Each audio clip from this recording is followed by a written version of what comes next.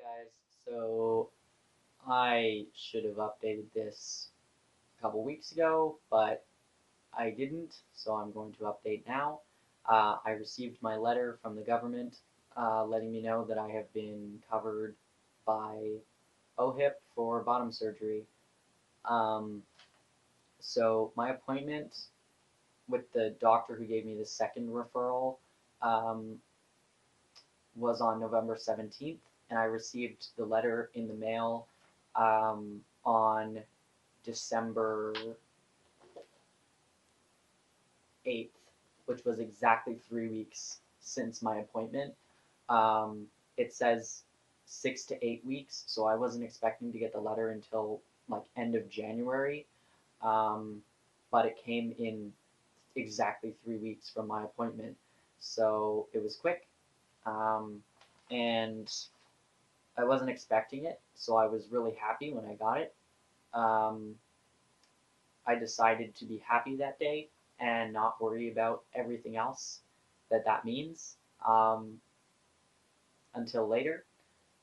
Um, so a copy of it was sent to me. A copy was sent to my endocrinologist, who was the first referring physician, and a copy was sent to Dr. Broussard in Montreal, so the surgeon that I chose. So in answer to my question that I asked in my last video about whether or not I had to contact the surgeon, the answer is I did not have to. I did contact them. I called them and got the package emailed to me because they asked me, "Did you get a package sent to you?" And I was like, "No," because I called them the day after I received the letter. And then a week later in the mail, they sent me the package.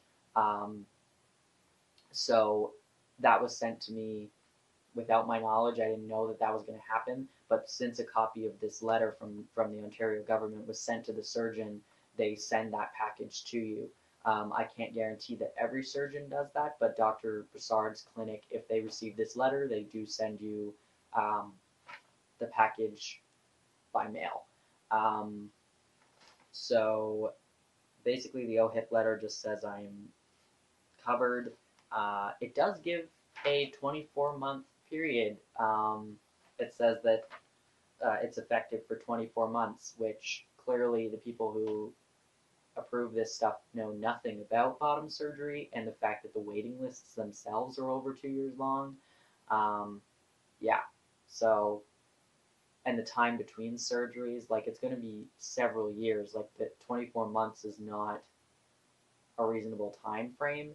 So basically what I'm going to do is get my consultation and everything set up, and once I have a surgery date, then I will either ask Dr. Broussard if he contacts the government, or if I will have to go and reapply for funding, um, because I'm not having surgery within 24 months. It's not possible, um, with the way waiting lists are. But it's also not possible to go through with everything and then apply for funding. Like, it just doesn't work. It doesn't make any sense. So, um, yeah, at this point, I can't do anything about it. I don't have a surgery date, so I can't tell them when I need it extended to.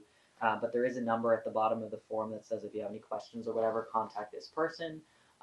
So once I have a surgery date, then I will contact that person and be like, so what's the deal here? Because this isn't possible. Anyway, so the package that Dr. Broussard sends you, um, there is a whole welcome letter with info on him and the other surgeon at the clinic.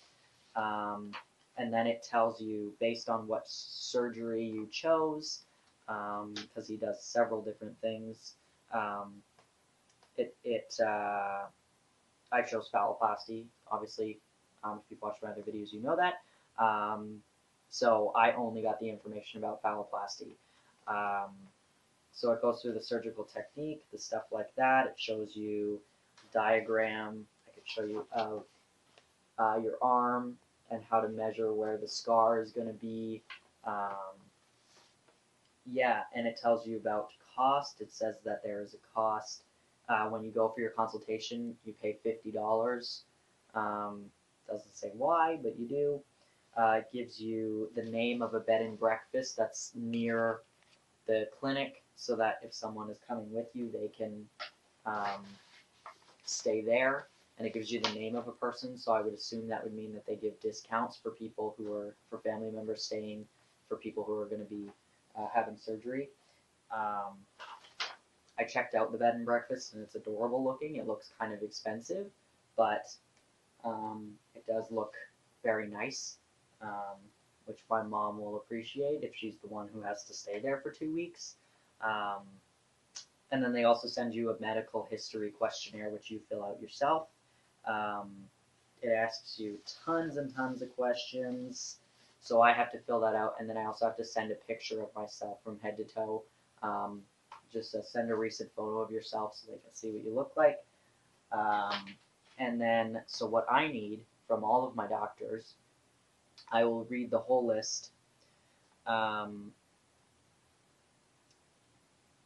So I guess I'll read the eligibility part first. So 2 referral letters from qualified healthcare practitioners, persistent, well-documented gender dysphoria, capacity to make fully informed decision and give consent for treatment, 18 years of age or older.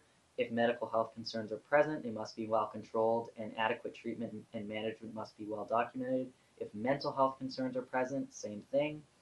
12 continuous months of hormone therapy, 12 continuous months of living in the gender role that is congruent with their gender identity. And then letters and stuff and referrals and things I need to send to the surgeon are a main letter of recommendation issued by a healthcare professional with the appropriate professional and clinical training that documents all the requested elements or required elements. My endocrinologist has already faxed that to them. A secondary letter of recommendation. I have an appointment on January 17th with the other endocrinologist that did the second referral for OHIP, so hopefully he will do the second referral letter. A medical report from my primary care physician attesting to my good health. I've called my family doctor already and let them know that that's what they need to do for me. Hysterectomy pathology report and operative report. I called my surgeon for that and let them know that that's what I need. Hormonotherapy report from my prescribing physician, which is my endocrinologist, who again has already sent that to the surgeon. Current list of medications provided by my pharmacy, which I haven't called them yet, but I'm planning to do that in the next couple days. Health questionnaire from me, and a photo of myself from head to toe, which again is me. So I have, besides calling the pharmacy, which will take 5 seconds, and if I have to go in, it's right down the street. I have called every doctor necessary that needs to do something and fax something to him, and they have all, I've talked to people in person, and if I need to go in for appointments for the surgeon who did my hysterectomy and my family doctor, if they want to do a checkup before they send that report to him, then that'll be within the next month and a half or so, hopefully.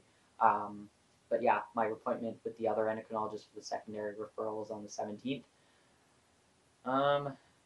Yeah, so I'm getting all the paperwork in order.